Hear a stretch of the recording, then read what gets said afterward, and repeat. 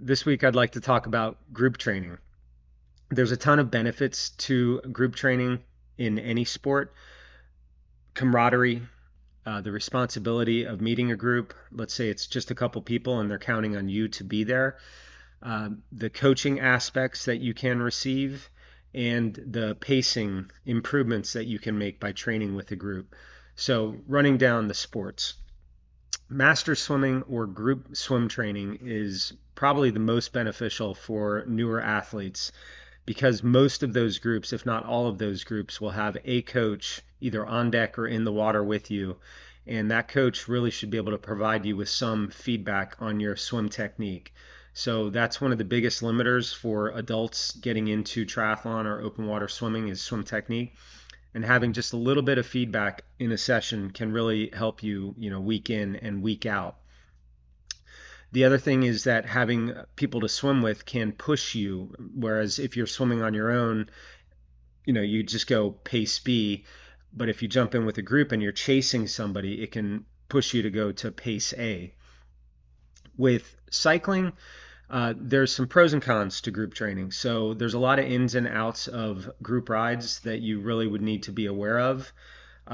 A good group will instruct you on how to ride appropriately in a group. But again, you have the set time and place where you can meet folks that can take you on various distance rides.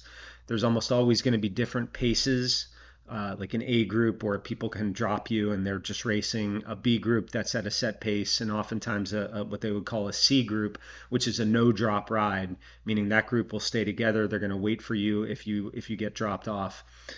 Within group training, group riding in particular, there is a little more risk because of the way people ride and cars and accidents and things like that within the group. So you do need to have your blinders off when you join a group like that.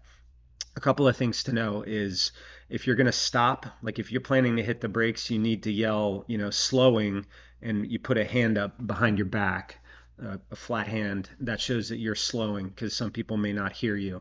Another big one is pointing out obstacles in the road. If you see a pothole, you need to say, point and say, hole, things like that. Uh, you can read a little more about group ride dynamics, but that's the nuts and bolts of it.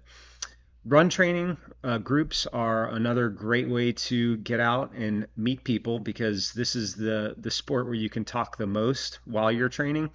Again, there's going to be different paces.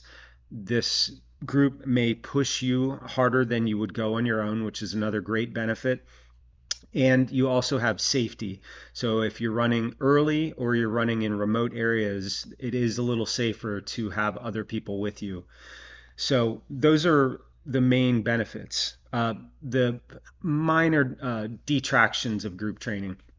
If you're training for an Ironman and you've been riding with groups, for the bulk of your training, that means you're going to be having some variability. Oftentimes, you're not riding at your own pace. So you do need to go once in a while and either ride on your own or ride with a much smaller group where you take turns riding at your designated effort level or threshold power, whatever it might be.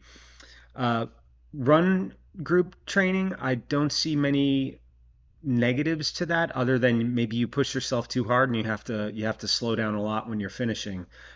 You know, we don't want to injure ourselves in any fashion, right? So you always have to be aware of how hard you're going, but there's limited downside to run groups unless you're doing nothing but brewery runs and hanging out too long at the brewery, and that's a different problem altogether. And then the same goes for swim training, especially open water swimming. Much safer to have people with you. You should always have one of those visible buoys dragging behind your back. Uh, no downside to that. If you're faster or slower than somebody, you can agree to meet back up, slow down, regroup at point A, point B, point C. And in the pool, also I see very limited downside to meeting up with a group for your training, unless you're swimming with people who are much slower than you and you slow down as a result of that. So that could be a problem. But the social benefits, the motivation benefits, and the pace benefits, I think all outweigh any minor issues with groups. So I would encourage you, if you have not looked into group training, find some teams, find a cycling club, find a US Masters swimming team, find a running club, and go once a week, make some friends, and have a good time with it. Thanks. Like and subscribe. See you next time.